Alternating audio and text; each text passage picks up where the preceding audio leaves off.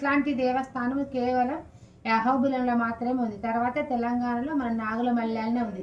దీని విశిష్టత ఏంటిదంటే దీంట్లో 9 నరసింహస్వాములు ఉన్నాయి. ఈ నరసింహస్వామి ఫస్ట్ పైన ఉండేది లక్ష్మయ్య గారని మా పూర్వీకులు దీనికి ఒక 1000 సంవత్సరాల క్రితం పూజ చేస్తుండేవాళ్ళు.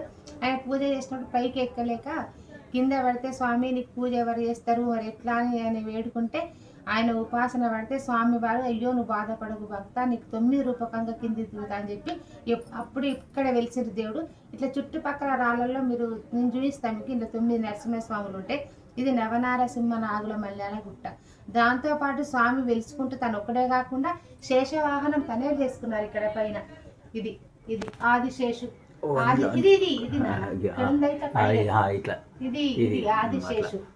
ఆదిశేషు పోను ఆదిశేషు లాగా తనే స్వయంభూగా వెలిసి పైన మళ్ళీ సహస్ర పడగలలా ఒక చింత చెట్టు ఉంటుంది. ఆ చింత చెట్టు వింత ఏంటిదంటే దానికి నీళ్లు ఉండవు మట్టి ఉండదు, కానీ అది ఎప్పుడు ఎండిపోదు.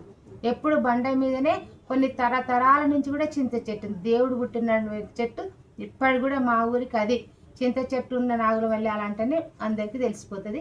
అంత విశిష్ట గల దేవుడు. ఇక్కడ చాలా మళ్ళీ ఏంటంటే ఘంటానాదం చేస్తే ఇక్కడ స్వామివారికి చెమట వస్తుంది. జీవించినానని అగో చుట్టుపక్కల నీళ్ళు వస్తున్నాయి అట్లా అట్లా మనం ఇట్లా వస్తుంటాయి. ఇది ఇక్కడ నువ్వు గంట కొడితే నీకు ఇంకెక్కువ అవుతా ఉంటుంది. అది ఈ స్వామి విశిష్టత. ఎవరైనా వచ్చి మంచి కోరుకొని వెళ్ళంటే అవుతుంది మీకు.